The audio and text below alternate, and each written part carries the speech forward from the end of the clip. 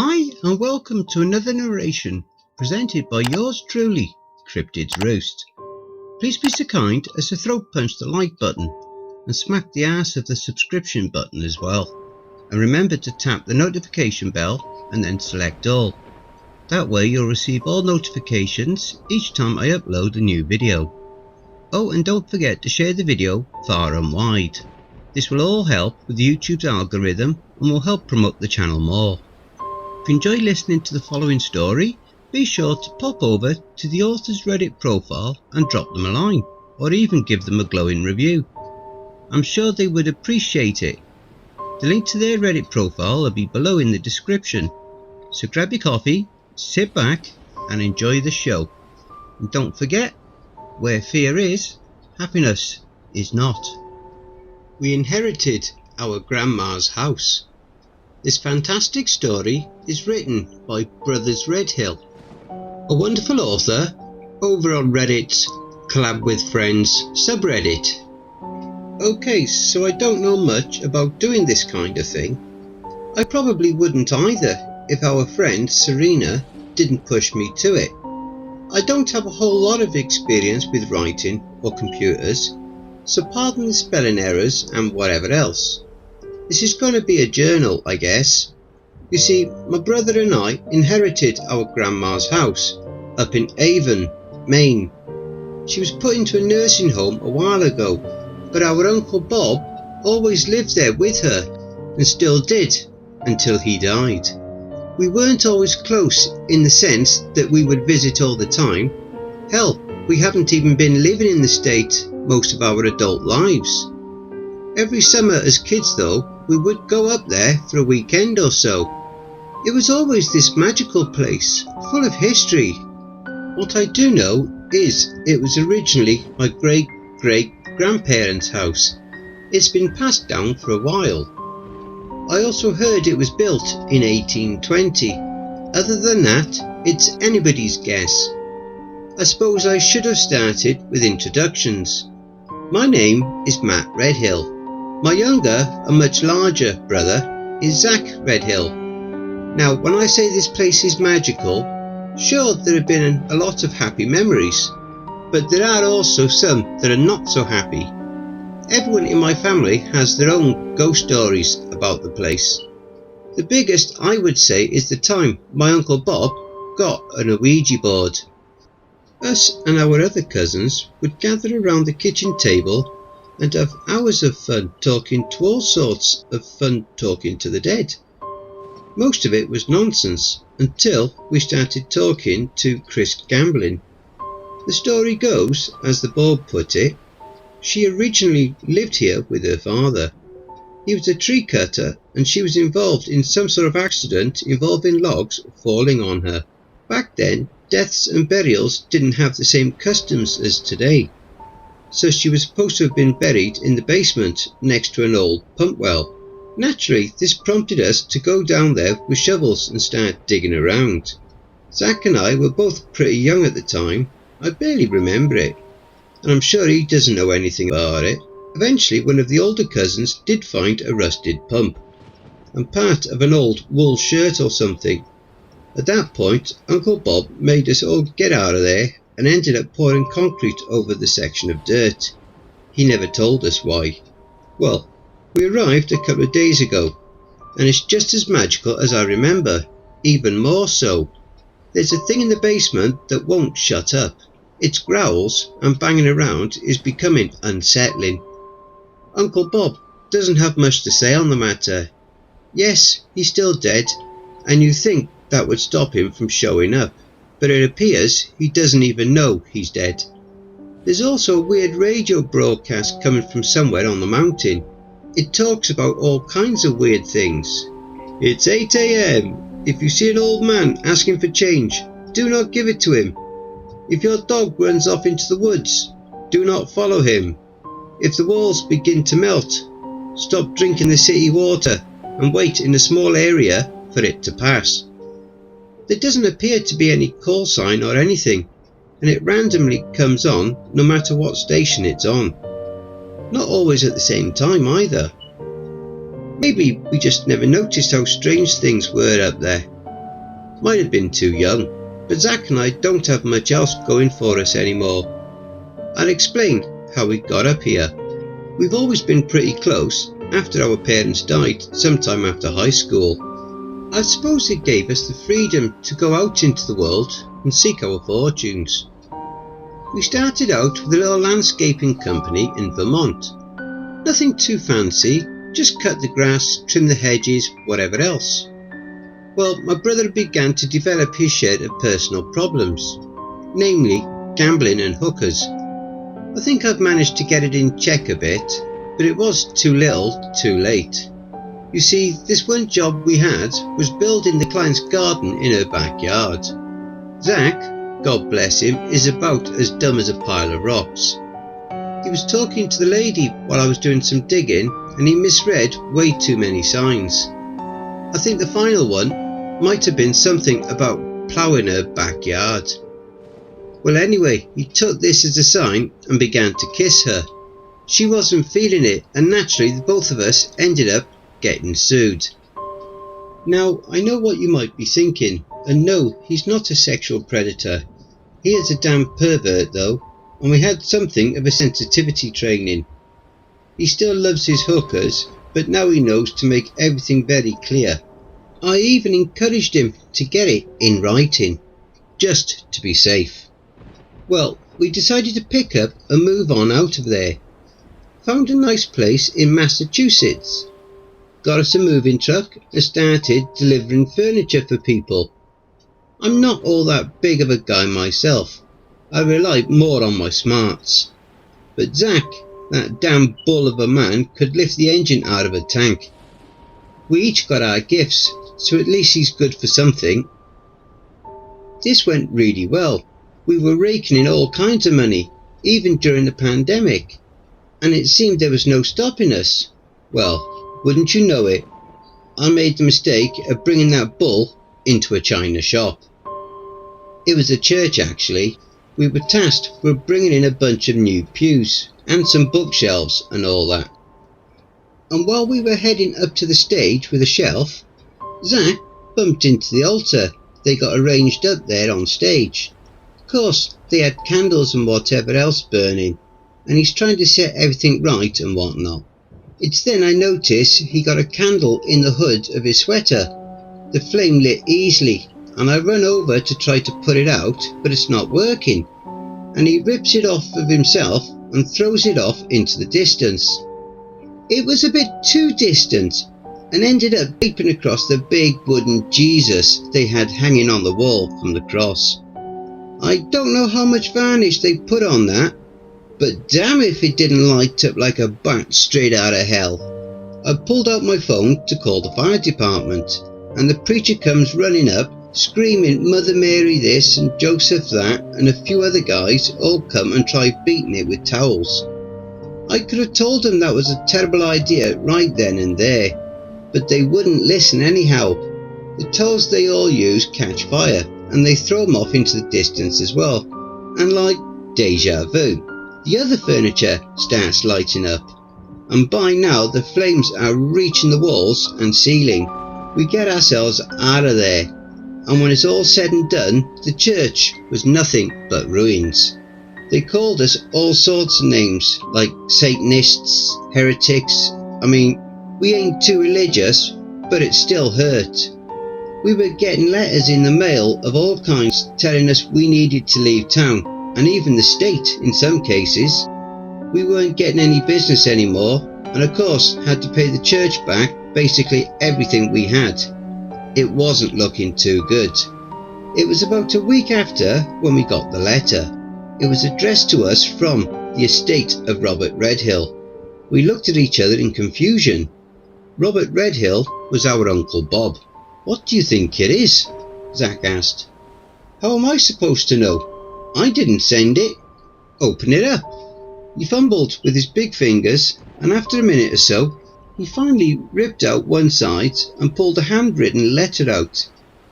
There came a clank to the floor as a big iron key slid out. It was old, and we recognised it. It was the key to our grandma's front door. Zach unfolded the letter and started to read. To Matthew and Zachary Redhill, it is with our deepest condolences that we inform you of your Uncle Robert's passing, sometime about 2:30 a.m. on March 12th. He slipped away peacefully into the night. Our office was instructed to inform you that the both of you shall immediately inherit the estate, as well as any lands, taxes, titles and or debts that were previously owned by your Uncle Robert. Should you like to attend, the funeral will be on March 24th at the Mount Vernon Memorial Home at 1 p.m. Following this, his body will be interred with his father in the Mile Square Cemetery at 3 p.m. Please make arrangements and let us know your decision. Thank you, and you have our deepest sympathies. Samuel Target. Uncle Bob is dead. I can't believe it, I said, looking off into the distance. He was always one of our favourite family members. Made us laugh all the time as kids, doing silly shit all the time. He also had a sort of magic about him. Like he could beat you left-handed at pool in no time at all, or pull off other incredibly skilled things. Damn, it's been a long time since we've been up that way. Well, we have fuck all going on down here. I don't think that Christian group is going to let us live here much longer anyway. What do you say to another trip? Hell yeah, dude. We are both in our 30s now, yet it amazed me how he'd get excited and jump up in the air like that, dreadlocks flopping all over the place. I mean, I think dreadlocks look ridiculous, but it certainly doesn't stop the whole parade from coming through the house all hours of the night.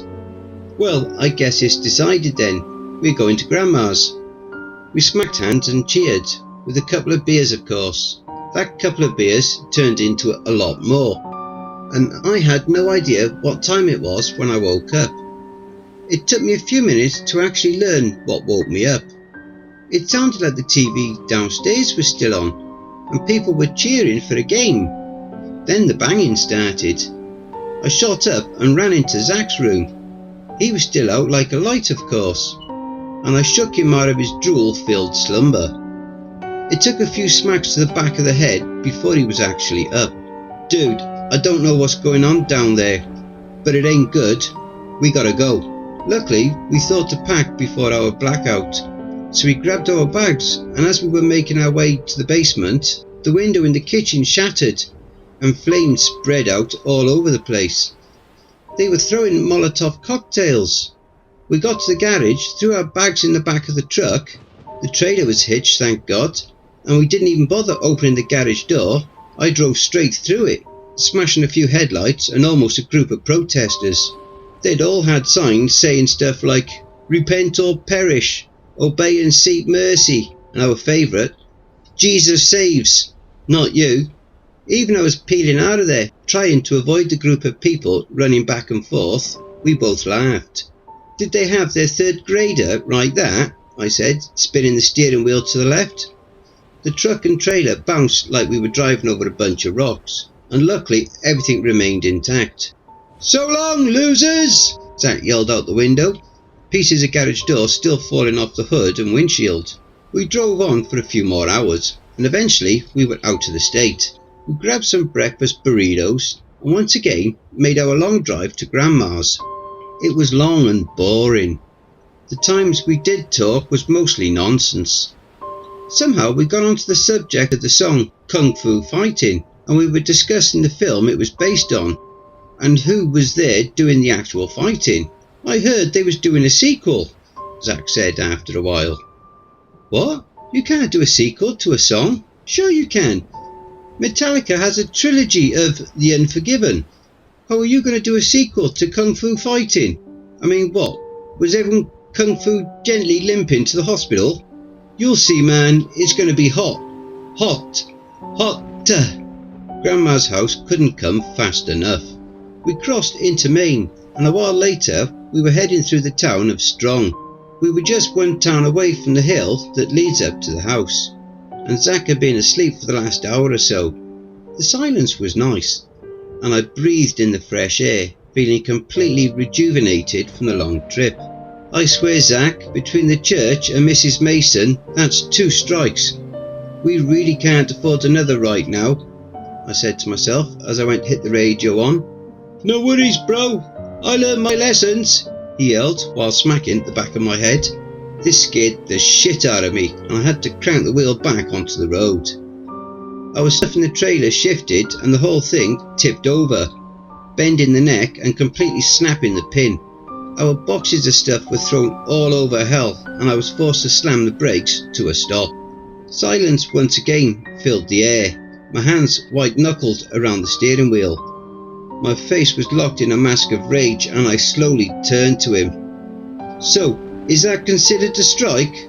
Or are we calling it a ball? He simply replied. The smile plastered on his face told me he didn't know how close we were to flying off the side of the road and into the small brook that ran along it. I opened the door and was about to step out when I noticed first the odour and then saw the flames and smoke rising from the ground. I thought the truck was on fire at first. The tyres were trying to catch, but the ground itself was softly burning. It was as if someone poured gasoline along the road, maybe in the space of 30 feet, and the tar itself was kind of slippery. I looked behind me and I saw how the tyre marks slid across the ground like dark snow. I guess we can call it a ball for now, Zach. Dude, is the fucking road on fire? How cool is that? He said, getting out and running to the side. He came back with a decent sized stick and with some effort proceeded to write Zach rules into the dying flames of the road.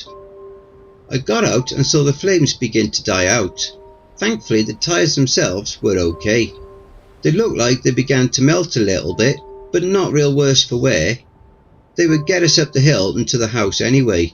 We began picking up our strewn about busted stuff.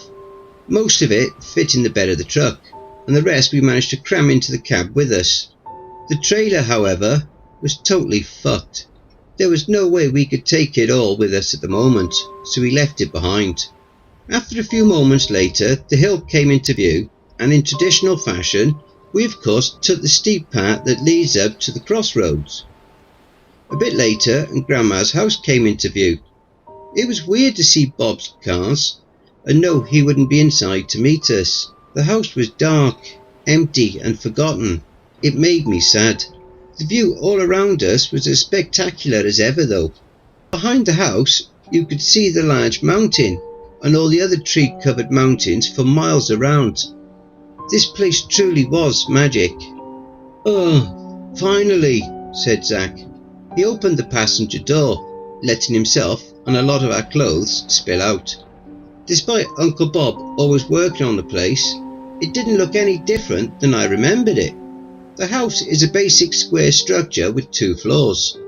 A wood shed attached to the left where the wood he cut all year long for the stove sat, along with his workstation and pool table. Inside was also 2 thick rusted doors that led to the basement. I always felt creeped out by this, thinking it would be a way for Chris Gambling to get me and pull me down. While that lessened greatly in my age, it wasn't completely gone. There's a door that leads to the back of the house as well, and behind that was another shed next to a vegetable garden. He'd been dead for a couple of weeks, and weeds began to take it back. To the left of this was a huge fire pit. Every year we'd go up, there would be a gigantic pile of wood and busted furniture and brush sitting here just for us. Uncle Bob would douse the entire thing in gasoline and give us each firecrackers and Roman candles with which to try and light it with. You'd be surprised how difficult it is to get one going without actual flame, but we'd get it eventually. The pit itself was still there, but hardly any wood. I suppose without kids to entertain, there wasn't much point to it. There were so many reminders of the good times we had with him. He wasn't really what you would call an amazing conversationalist, but he always knew what to say and when to say it to great effect. He always knew how to give us a hell of a visit too. Another point of interest is the trailer that I think belonged to my Uncle Frank. He moved around a lot, and while I do have slight memories of him, I would say about half of them were fond. He was a strict man with a sense of humour, that would make a cracker look damp. Say the wrong thing and you find yourself on the end of a PTSD episode. Well, for whatever reason, the trailer would always sit there, never changing, never doing anything. There's some other areas that were special to us, but I'll get to that later. So, there we were, sitting at the table that we sat at since the beginning of our lives. Pretty much everything about the place was ancient. There were stools, a chair, and most of the dishes that had been there since before our grandpa Rick married our grandma. The place smelled the same too. Probably hadn't changed since then either. Not a bad smell, mostly like fresh cut wood. We played some dice for a while and then decided we should get some pizza. I looked at the phone book and took the phone off the wall. The Bull was the place we would usually hit before getting here. Even the pizza was nostalgic. Hello, I'd like to order a pizza. Dude, order 2 pizzas, Zach whispered to me. And wings. Certainly, what kind, sir? Actually, make it 2, and can I add hot wings to that? Yeah, what kind? I'll take a meat lovers and a chicken bacon ranch. Dude, order some breadsticks too, and some kind of cake. I pushed my brother's face out of my bubble, and the woman asked for my name and address. Matt or Zach, up on the crossroad. Wait, Matt? It's Serena. Serena? No way, that's awesome. How you been? It's Serena. Tell her to bring breadsticks. Breadsticks, Zach yelled in the background. Great, I'm so glad you're back. I honestly didn't think I'd ever see you again. Well, we got Bob's place after he died, so we're here for goodish at the moment. I'm sorry to hear about your uncle, he was a good man. Breadsticks! Zach yelled again. Well, give me about 25 minutes and I'll be up there to deliver it. That'll be $43.68. Tell Zach I said hi to and that I got the breadsticks. Alright, we'll see you in a bit, I said, and I hung up the phone. She got your damn breadsticks? God damn dude. Well, I'm hungry. You know how I get after we have a doobie snack? He said as I took my turn rolling. A little bit went by and the sun was beginning to set. The car pulled up and it was Serena. She looked just as I remembered her all these years ago. Her eyes were bright green and her blonde hair went down past her back. Back in the day, we usually hung out here at the house. There wasn't much of a reason to go out except to get food or go fishing, so we only played with our cousins when they'd come up to visit. One day we went to the Sandy River to get some trout. I couldn't have been older than 8. Zach was maybe 6. We went off from our dad to find our own special spot. We didn't go real far, but eventually we did come across a sort of cove built into the rock wall that had a large stone jutting out in the middle of the river. We decided this would be our spot and spent all day trying to catch fish. We weren't all that successful and were about to go back when she, with her long blonde hair, stepped out from the other side of the wall with a pole of her own. She stopped when she saw us, unsure of what to do or say. Hey, I'm Zach. What's your name? Serena. Hi Serena, I'm Matt. Nice to meet you, I said, putting out my hand. She walked up and shook it. She put hers out to Zach, who ignored it completely, and he wrapped his arms around her. She laughed and we hit it off since then. She walked up the steps and I opened the door for her and she came in, setting the food on the table. Pizza! Zach yelled, grabbing her from behind. Some things never change. It's nice to see you too, Zach, she said, laughing. Can you stay a bit? I mean, it's been so many years. I'd love to, but unfortunately everyone wants breadsticks on a Saturday night. I'll tell you what though, I'm going to be off around 10 and I can swing by then if you want. Yeah, that would be great. We never made it to Uncle Bob's funeral, so we were thinking about heading up to visit him where he's buried. You know the cemetery at the end of this road? Zach asked. Sure do. I can't get here without going by it. Well, we're going to go have a few drinks with him later. You should totally come. Kinda weird, But you bet. See you guys there, she said, flashing a smile and giving us both a hug. We said our goodbyes and dug into our food. It's not often I'm glad Zach can't keep his big mouth shut, but this was one of those times. I was hungrier than I thought, and our already dwindling supply was now gone. We stuffed ourselves silly and were already wondering where we could get some more. Do you think Uncle Bob has any up in his room? Zach asked, raising his eyebrows. I'm not sure. I thought he quit a while back. Dude, he's quit like 10 times.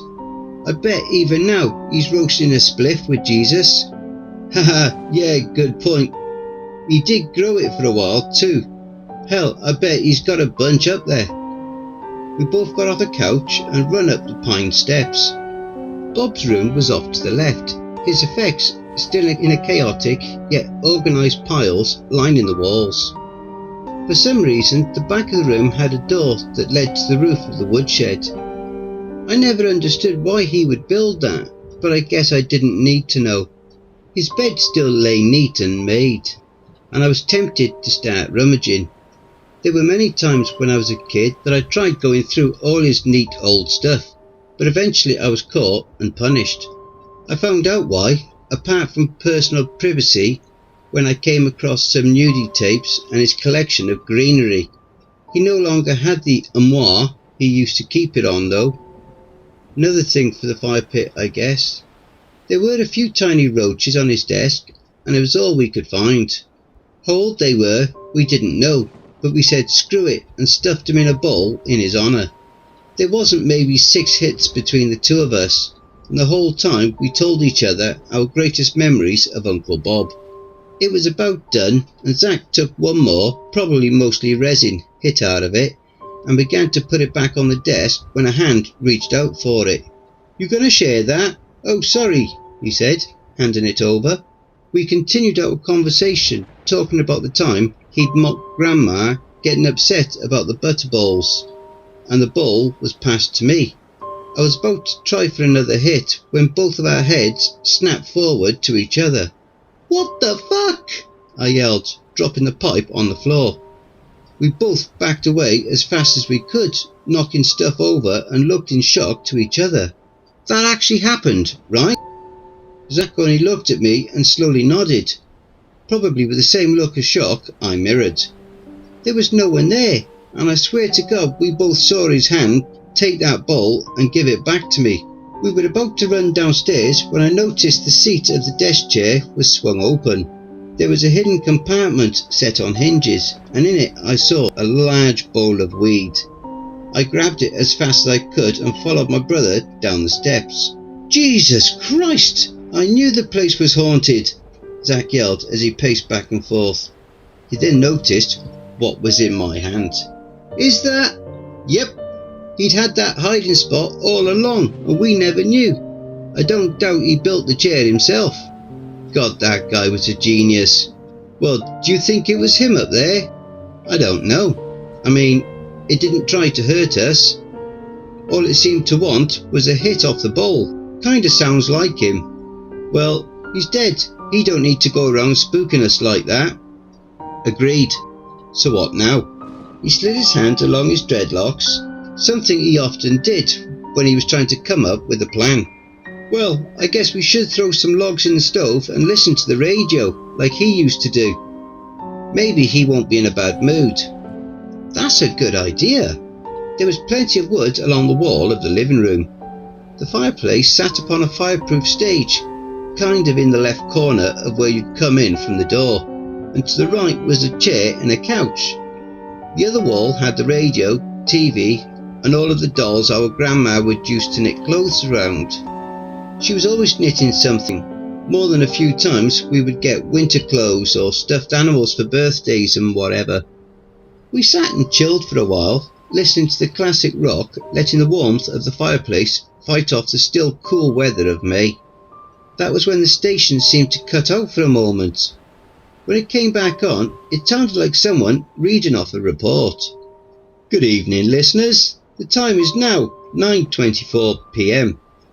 The temperature is 42 degrees Fahrenheit, with slight gusts of wind going southeast at 13 miles per hour.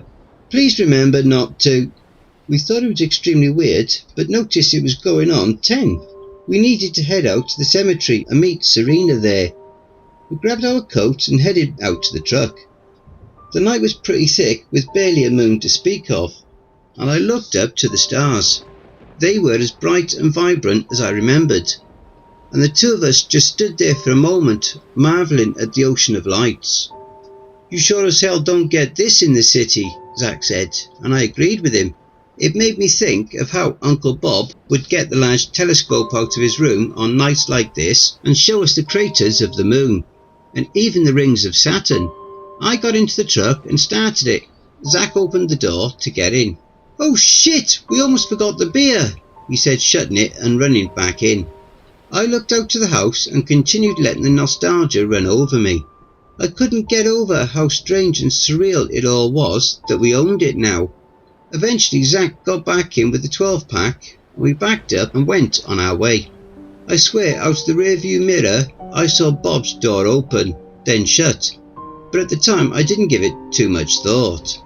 The road went on for a while, passing a couple of our only neighbours who owned farms. They were good people who had let us come over and feed the horses, and across from them a woman named Charlotte had goats. I wondered if they still lived there. I would have to stop by and find out sometime. Eventually the road came to a T, with the left side leading to both the town of Phillips and the cemetery. You could get there the long way by going past the hill and around, but there wasn't much fun in that. The cemetery was about as creepy as I remembered. Our grandpa was buried there, along with a few other distant relatives. It was all so dark, and I always keep a few flashlights in the glove box. It wasn't a very large cemetery as they go, pretty much one road going in and around in a U-shaped pattern going back out, so it wasn't too hard to find a plot of dug up earth. We parked the truck and got out. "You think we're going to find any ghosts here?" Zach asked. Well, I wasn't, but now I am. Good job. Zach ripped open the 12-pack and began to open one. "Dude, we should wait for Serena to get here first." "Is that 'cause you like her, huh? Want her to be your girlfriend?" he teased. "Don't be a dick. Be a dude. Anyway, what's wrong with that? She's cute. Obviously remembers me." "She obviously remembers me too, but you don't see me getting an arrow over her." "Shut up. Anyway, the first beer should go to Uncle Bob. The man's been sober for God knows how long, and he deserves it." Zach cracked the "insert name here" and lifted it to the sky. "To Uncle Bob, the only person who taught me how to live with a butt chin," Zach said to the sky and began pouring it into the soft dirt. "He's running people off the road in heaven now," I said, bowing my head. "Screw it, she can catch her when she gets here," Zach said, opening another. "Yeah, fair enough. I gotta take a leak though," I said, walking to the back of the cemetery. Even though the air was still a bit cool, it was nice and the promise of spring was on the air. Being careful not to walk off the end of the small cliff that leads to the brook, I let nature do what it does best. Listening really intently over my stream, I could have sworn I heard some kind of growly whispering. "So hungry," it seemed to say. As soon as I turned around to tell Zach, I was met with him yelling, "Coming at ya!" as he proceeded to throw his beer. It sailed just past me and smashed hard against something in the dark. "What the fuck?" I yelled, turning back to see where it had landed. There was a man lying on his back. Well, I say man then, because I didn't know any better, but there was clearly something wrong with him. It got up and growled, running towards us. I started screaming and ran back towards the truck. "Dude, there's something out there!" I yelled, fumbling with my keys. Zach squinted, and out of the shadows something shambled towards us. It was small. My fear was immediately lessened when I realised it only stood maybe 4 foot tall. Zach was more than a few feet taller than this thing, and we began to laugh. Looks like someone started the party early, he said, as it came closer. Hey man, if you need a ride or something to sleep it off, we can take you, I offered. It continued forward, and after a bit we realised it wasn't a person. It had no clothes, and its limbs were grey and extremely thin. Long sharp claws curled at the ends of its fingers and toes, and its teeth were just as sharp. Oh God, what the fuck is that? Zach yelled, running off to the entrance to the cemetery. Coward! I yelled, and I reached down to pick up some more bottles. The first few missed wildly, but as the third one left my hand, Zach's incessant screaming came from behind me as he threw an iron rod from the gate through its chest. The bottle I threw made contact with its face, and beer and glass exploded. It screeched and rolled, trying to pull the rod from its body. Dude, did you see that? Zach asked. I nodded. I hit him with that beer and it went straight down. I don't know what this thing is, but it's got to be allergic to alcohol. We nodded in agreement and threw more beer at it. About that time, headlights came into view and we saw Serena pull up. She saw something was very wrong and got out the car and ran over to us. The thing was just hunched over on all fours, growling and glaring at us. She put her hands out and boom, boom! Explosions rocked the night.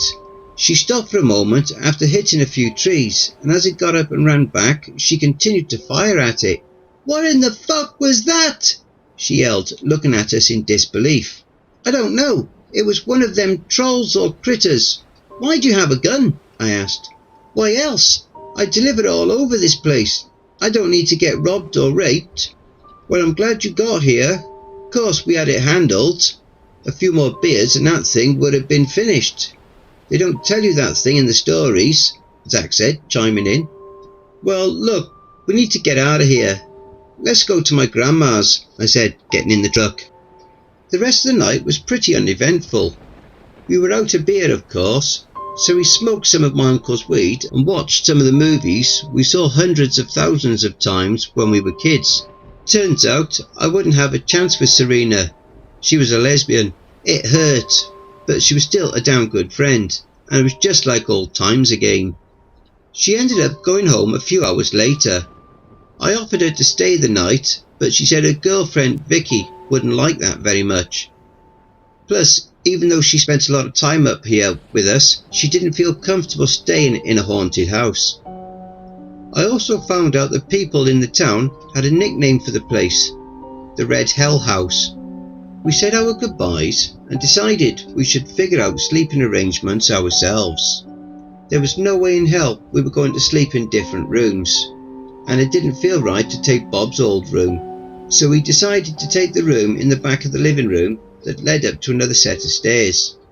We flipped a coin to see who got the bed. I won, of course, and we crashed pretty easily. Our sleep wasn't long though, as sometime before dawn we heard something screeching and smashing things around downstairs. In the basement, all those past stories came to mind, and we both started getting freaked out. I decided we need to check it out, just in case there was a wild animal down there. Zach's a big dude, but he's a bit of a coward, so I had to be the one to take initiative. Just beyond the door, next to the bed I was sleeping in, is my grandma's old room. We hadn't been in there yet as a sign of respect, but the trapdoor to the basement was in there under the stairs. Now was the time. I slowly opened the door and crept my way in. Bob had never taken her bed out of there, it seems, and it was all how I remembered it. The sounds of wood splintering and glass breaking was loud, and slowly unbarred the wooden door leading down. Hello? I yelled weakly. Is that you, Chris? Everything went silent, and staring off into the dark below seemed to go on for eternity. I slowly made my way down the old steps and found the light switch. Light flooded the musty basement, and I could see the slab of concrete covering the ground in the corner.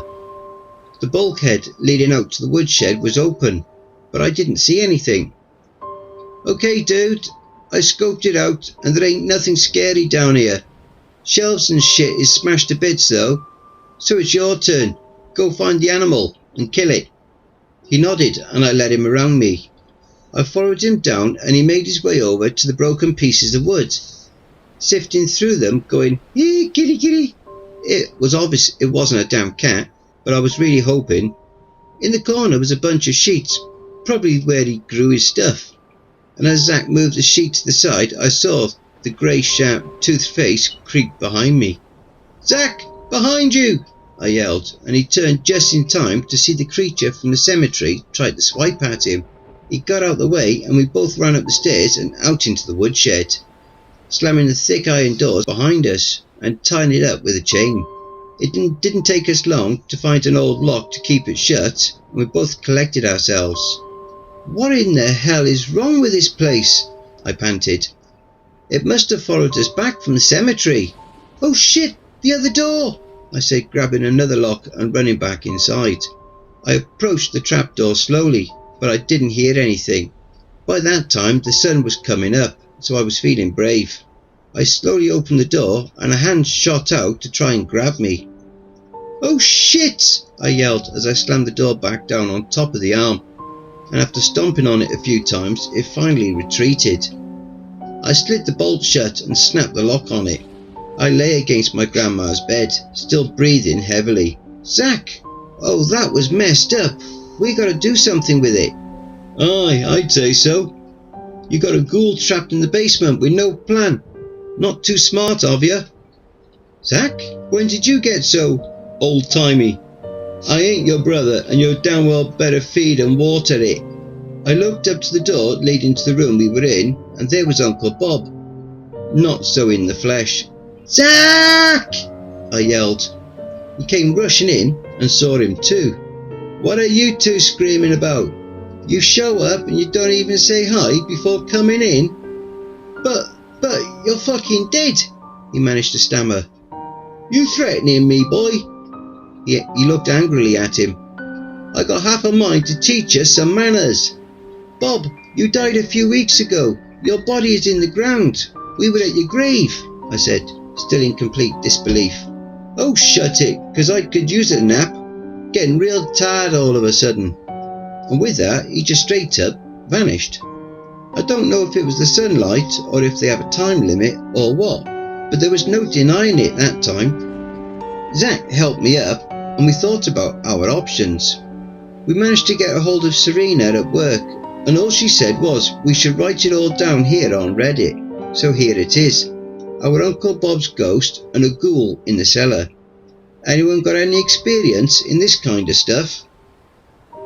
Don't forget, if you enjoyed that story, be sure to pop over to the author's Reddit profile and drop them a line or even give them a glowing review. I'm sure they really would appreciate it. The link to their Reddit profile will be below in the description. And don't forget to check out the merch store. The link will be in the description and also in the video thumbnail.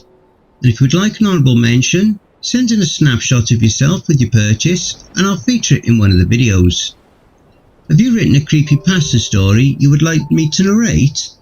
Have you had any cryptid sightings, paranormal or supernatural encounters, or even had a creepy or terrifying situation you would like to share? Well, I now have my very own subreddit community where you can submit your stories. The link for that is also in the thumbnail as well as below in the description. You can submit your stories there, or you can send them to cryptidsroost@gmail.com. If you wish to remain anonymous, that's fine with me. Now I also have a Facebook group, Twitter, Reddit and Discord. And if you'd like to support the channel and help make it grow, my PayPal is paypal.me/cryptidsroost. And any and all donations would be gratefully received. Again, that will also be below. And don't forget, where fear is, happiness is not.